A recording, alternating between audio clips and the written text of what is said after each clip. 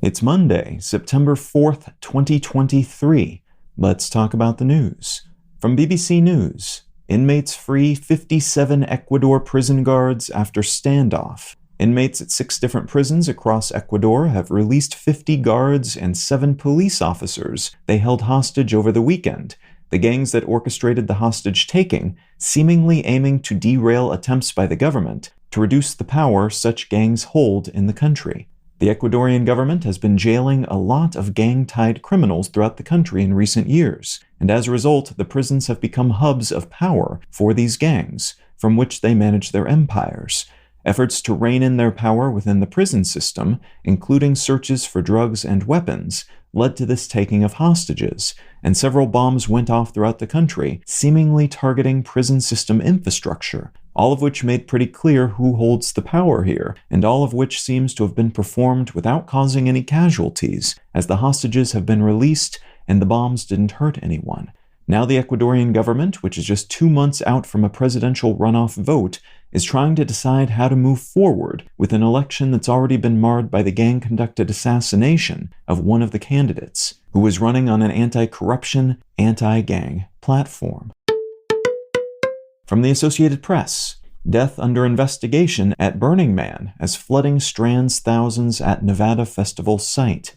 Tens of thousands of people attending the annual Burning Man art and culture event in the Nevada desert were left stranded at the festival grounds over the weekend as flooding from storms in the area turned the dry ground into deep mud. One person has been confirmed dead since the stranding began, though details from the local sheriff department are sparse. Event organizers have encouraged attendees to remain calm, shelter in place, and conserve food and water, and online rumors of Ebola spreading throughout the camp seem to be false, though medical professionals have noted an uptick in concerns about stomach bugs and hypothermia, as tends to be the case with any such event in these sorts of climactic conditions. Vehicular access to the area has been closed because of the mud, the regional airport is closed, and about 70,000 people were estimated to still be at the event as of Sunday.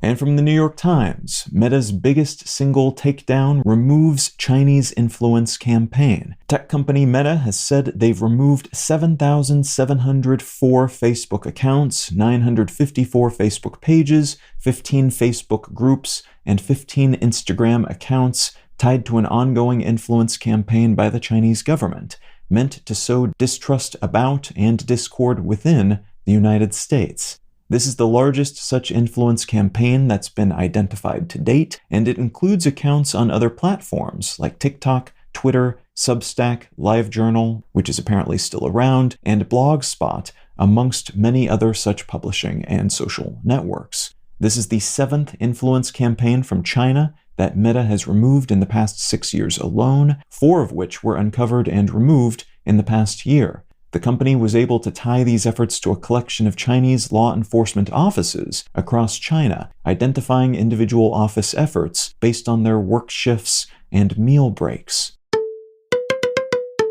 If you're finding some value in One Sentence News, consider leaving a quick review wherever you get your podcasts and/or sharing the show with a friend. You can find out more about this show or subscribe to the email version at onesentencenews.com. And you can support this and other related projects, like the Let's Know Things and Brain Lenses podcasts at understandery.com.